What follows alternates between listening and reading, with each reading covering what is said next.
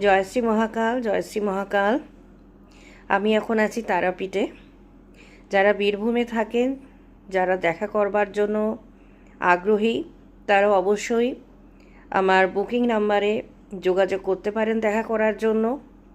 এবং 23 তারিখে অক্ষয় তৃতীয়া, অক্ষয় তৃতীয়া পুণ্যলগ্নে, পুণ্যতিথিতে আমি অষ্টলক্ষ্মী হাওয়ান, কুবেরের হাওয়ান, যাদের অর্থ সঞ্চয় হচ্ছে না, ভীষণভাবে যা ইনকাম করছে তা নষ্ট হয়ে যাচ্ছে, মেডিকেলের পিছনে চলে যাচ্ছে, স্বাস্থ্যর জন্য চলে যাচ্ছে, বিভিন্ন রকম বাইরের কোনো সমস্যা হঠাৎ চলে আসছে তার জন্য চলে যাচ্ছে, তাদেরকে নিয়ে আমি হাওয়ান অনুষ্ঠিত করেছি একটি তারাপীঠে।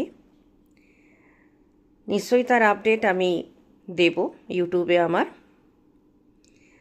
দেখবেন, শেয়ার করবেন, কমেন্ট করবেন।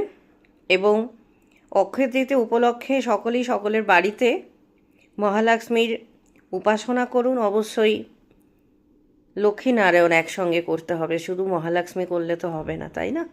অনেকে লক্ষ্মী গণেশ করে, লক্ষ্মী গণেশ অবশ্যই করবেন, কিন্তু লক্ষ্মীনারায়ণ একসঙ্গে যুগলে উপাসনা করা দরকার।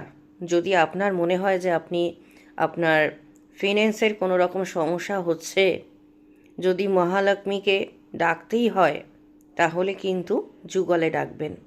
দেখবেন নিশ্চয়ই খুব তাড়াতাড়ি উনি প্রসন্না হবেন। প্রসন্না হলে নিশ্চয়ই আপনাকে কৃপা বর্ধন করবেন।